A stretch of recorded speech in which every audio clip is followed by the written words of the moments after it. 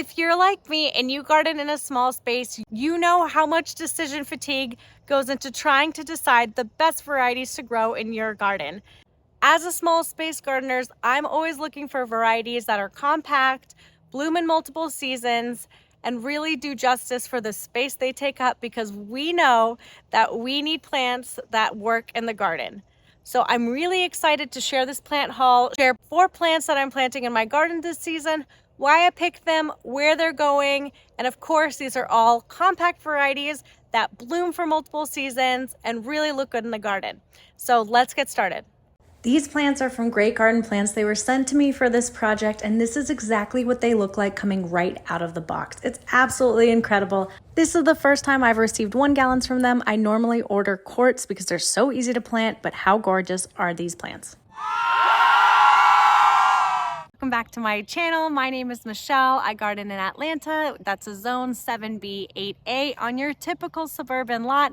And I share all the things I do in my garden and with my chickens here on YouTube and on social media as Gardens and Chickens. So if you've watched my garden tour videos, you've heard me talk about this bed a couple of times.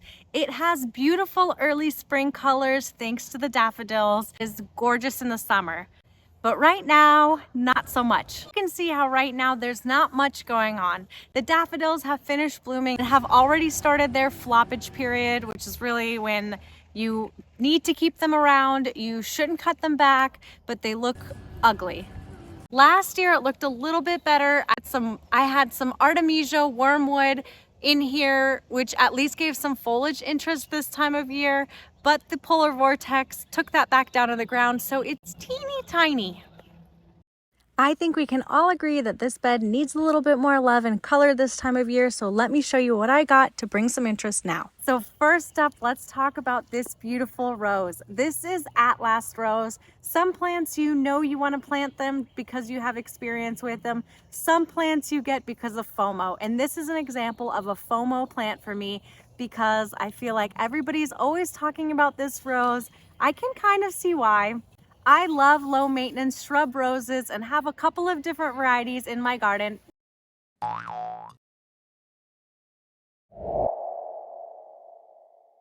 Okay, back to shrub roses. They are perfect this time of year. They bloom like crazy. Most of them are disease resistant. Not all of them do well in my garden, but for the most part, I've had great luck with them. So that's why I want to add these roses into that bed so that it can have some instant color now and throughout the summer. Basically, these shrubs should bloom until frost. Here's a bonus plant combo tip. I think this is going to be just stunning. This variety of Russian sage is a little bit shorter, so it isn't going to flop over.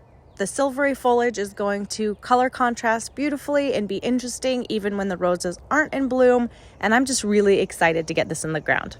Instant planting YouTube magic time. Everything is in the ground. I'll be updating you as everything grows, but so far everything is settling in and looking beautiful. Another area in my garden that I've talked about that I feel like could use some pizzazz is this long border right here. This is a long border that's in a part sun shade spot. One way to give a really long border some pizzazz is to give it a feature at the end of the border so that you are drawing your eye across the entire thing. So that's exactly what we're going to do today by adding these hydrangeas under the viburnum. This beautiful hydrangea is Wee Bit Grumpy, and it has an adorable name to match its adorable size. This dwarf hydrangea it gets about 2 to 2.5 feet tall, so it's perfect to tuck under a small tree and have that little bit of a pop of color at the base of a gorgeous tree. This is a macrophylla hydrangea that blooms on both old and new wood, so it is supposed to be a rebloomer. I love that because if we do get a late hard frost, you're still gonna see blooms on this hydrangea. Also, hopefully this is a continual bloomer, which means that it'll rebloom later in the summer too. I'm a little bit skeptical. I've bought endless summer hydrangeas, hoping that they would do that, but my experience with hydrangeas is that once the summer heat really kicks in, hydrangeas tend to kind of go into like a summer dormancy and just stop blooming for a bit because of the heat. So let's see if this one will do it. I will keep you posted. I'm really excited to see how this hydrangea grows here. And with the magic of YouTube planting, everything is in the ground. I love how vibrant this hydrangea is. It really does pull the eye down the long border. The next plant I want to introduce you to is this gorgeous azalea. This is Proven Winner's color choice Perfecto Mundo Double Pink. It is an azalea rhododendron hybrid that is supposed to bloom non-stop. Azalea is supposed to bloom not only in the spring but also in the summer through fall. And unless we have another polar vortex, azaleas are evergreen. This azalea is also a dwarf, only getting to about 2 to 3 feet tall, and it is perfect in zones 6B through 9. Drift of azaleas, I'm hopeful that I'll be able to form into a hedge over time that will be nice and evergreen and blooming throughout multiple seasons. Here's what everything looks like now that it's in the ground. These quart sizes are so easy to dig in. It's crazy. It took me like 5 minutes to get everything planted. I can't wait to update you as this grows.